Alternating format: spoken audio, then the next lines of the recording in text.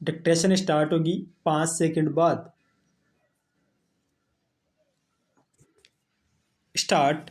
भाइयों और बहनों, आज मुझे बड़ी प्रसन्नता है कि हमारे बड़े बड़े कृषि वैज्ञानिक और कृषि विशेषज्ञ अपने अनुसंधानों के सार राष्ट्रभाषा हित में प्रस्तुत करने के लिए पूरे देश से यहाँ एकत्र हुए हैं। मैं तो हमेशा ही कहता रहा हूँ कि किसानों तक नई जानकारी उनकी ही भाषा में पहुंचाई जा सकती है।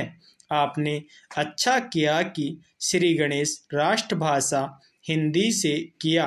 मैं तो चाहूँगा कि सभी भारतीय भाषाओं में राष्ट्रीय कृषि सम्मेलन आयोजित किए जाए ताकि सभी क्षेत्रों के किसानों को पता चले कि उनके लिए इस देश के कृषि वैज्ञानिक कितनी मेहनत से नई नई किस्में और तकनीकें निकाल रहे हैं।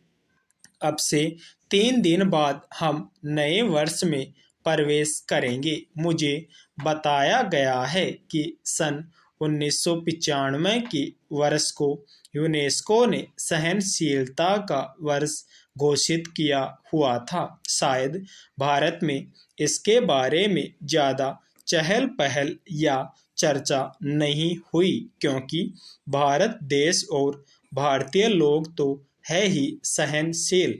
इसमें भी सबसे ज़्यादा सहनशील है किसान। आप खुद हिसाब लगा लो, हर तरह से भारत का किसान संसार का सबसे सहनशील प्राणी सिद्ध होगा। पैरा। आजकल जाड़ा जोरों से पड़ना शुरू हो गया है, फिर भी उत्तर भारत का किसान शीतलहर की परवाह किए बिना आधी रात को उठकर अपने गेहूं के खेत में पानी लगा रहा है क्योंकि बिजली कुछ घंटों के लिए आती है। किसान ठंड सहकर फसल उगाएगा और फसल पकते पकते गर्मियां शुरू हो जाएगी तो जेठ की तपती धूप में वह खेतों में कटाई व मड़ाई का काम करेगा।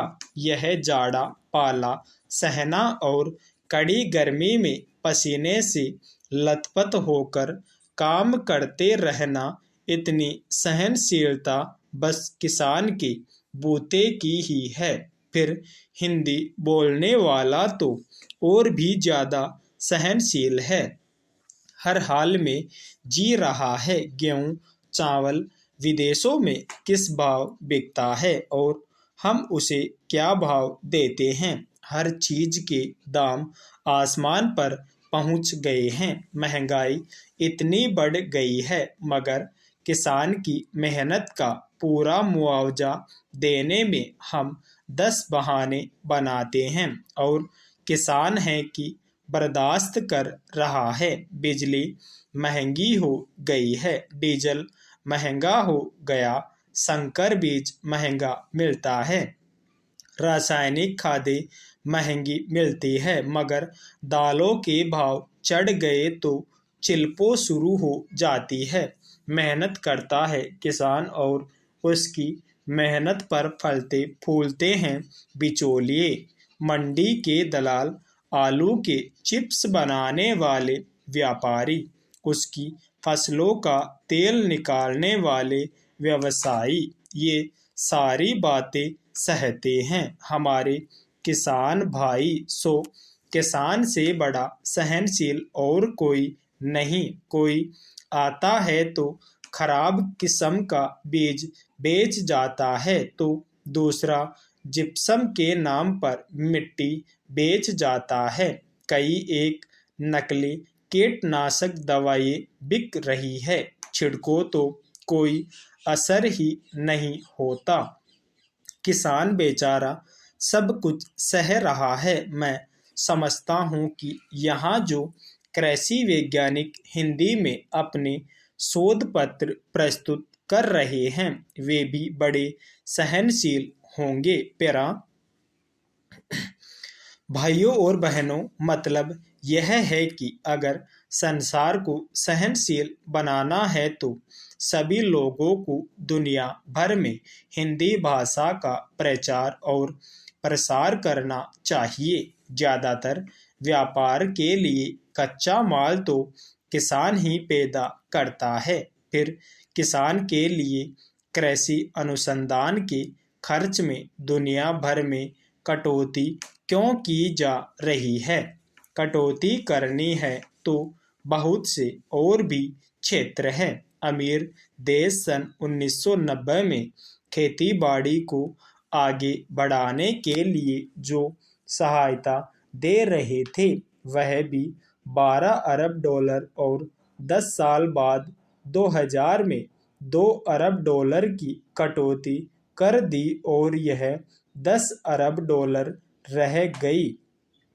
तो पूरी दुनिया को खेती बाड़ी से जोड़ने की जरूरत है, तभी ये दुनिया आपस में लड़ना मरना बंद करेगी। मेरा बस चले तो मैं तो हिमालय की सबसे ऊंची चोटी सागरमाथा, जिसे दुनिया एवरेस्ट कहती है, पर चढ़ूं और पूरे जोर से आवाज लगाऊं कि ए धरती के वासियों, बंदूकें छोड़ो और हल उठाओ, नहीं तो आप ही सोचो कि 20 साल बाद जब 2020 में जब दुनिया की आबादी 8 अरब हो जाएगी तो सबको खिलाने लायक खाद्यान्न कैसे उपलब्ध होगा?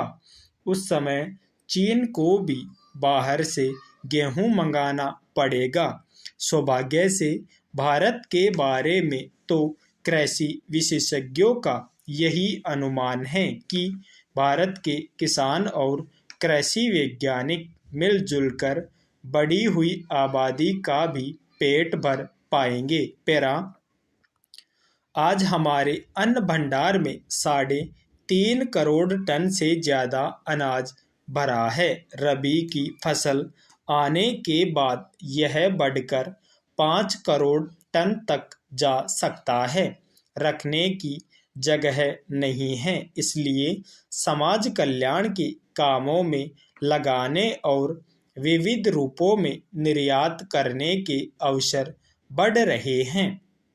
काम के बदले अनाज और बच्चों को पाठशालाओं में नाश्ता कराने व खाना खिलाने के कार्यक्रम पूरे देश में चलाए जा रहे हैं। यह एक तरह से दूसरी कृषि क्रांति का ही नतीजा है कि हम 101 करोड़ से ज्यादा आबादी को अपने खेतों में उपजाई फसल से ही खाद्यान्न उपलब्ध करा रहे हैं।